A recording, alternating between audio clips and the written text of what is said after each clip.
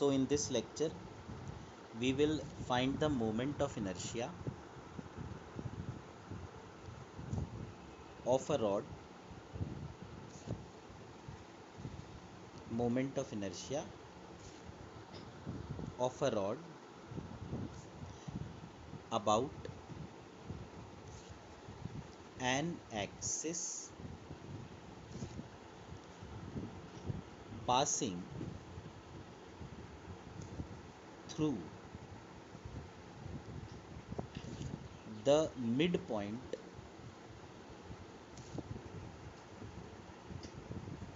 of the rod. Now suppose this is a rod having mass m and length l, and there is an axis which passes through the center of the rod and it makes an angle alpha with the rod. Now what we can do is we can take a very small element dx which will be at a distance of x from this axis. Now as we know that in case of moment of inertia we have to find the perpendicular distance. So the perpendicular distance in this case will be equal to r. So as we can see that in this triangle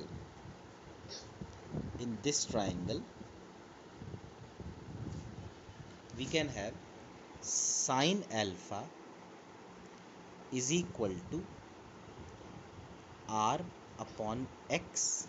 So r, which is the perpendicular distance, will be equal to x sine alpha. Now we already know that L length has mass m, so unit length will have mass m upon L, and the dx length which we have taken, the mass of that will be m upon L into dx. This mass we can write as dm. Dm will be m upon L into dx. The perpendicular distance of this r is equal to x sine alpha. So now di will be equal to dm into r square, which means that di is equal to m upon L into dx into x sine alpha square.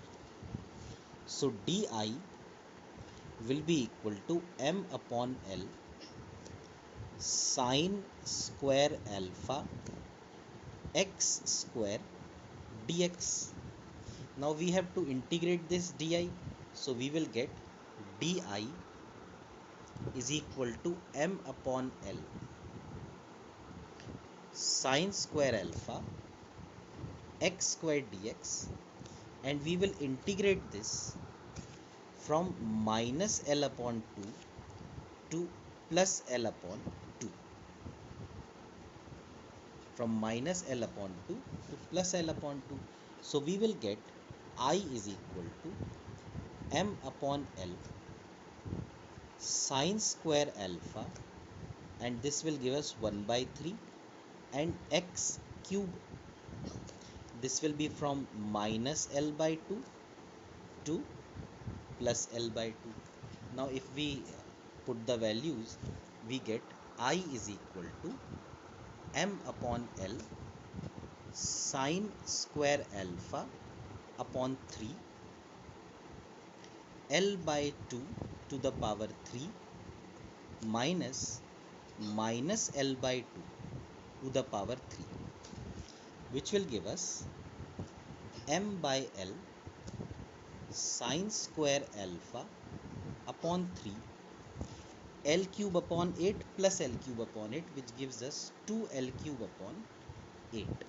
This will get cancelled with this, so L will cancel with L cube, so I will be equal to m L square sine square alpha upon 12.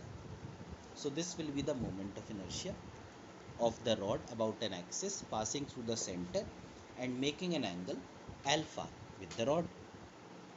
Now if alpha is equal to 90 degrees, so this is the rod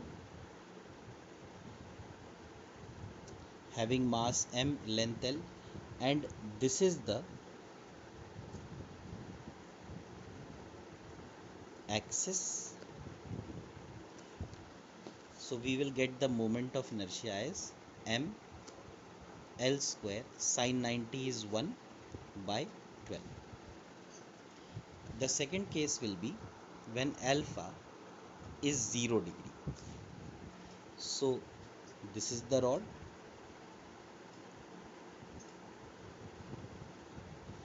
this will be the axis,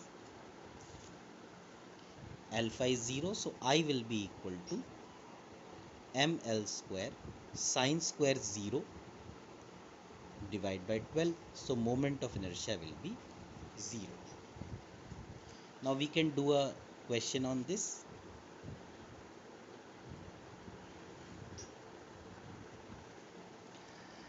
Suppose this is a rod having mass m, length L, and this is another rod having the same mass and same length, and this is the axis which makes an angle 30 degree with the first rod, and so obviously 60 degree with the second rod. So we have to find the moment of inertia of this combination of these two rods about this axis. Now suppose I take it as rod 1 and I take it as rod 2, and this is the axis. So what I can see is that this first rod axis is passing through the center and making an angle 30. So it will be ml square sine square 30 divided by 12. This will be I1. If I see the second rod, I can see that the axis is passing through the center and making an angle of 60 degree. So I2 will be ml square sine square 60 divided by 12. Now simply I have to add both of them. So I will be equal to I1 plus I2. So I will be equal to ml square upon 12 and sine square 30 plus sine square 60. Now sine 30, as we know, it is 1 by 2. Sine 60, we know it is root 3 by 2. So this will be ml square by 12 1 upon 4 plus 3 upon 4. So this will give us 4 upon 4, which is equal to 1. So the answer will be ml square upon 12. So this is all in this lecture. In the next lecture, we will derive the moment of inertia of the ring. Thank you.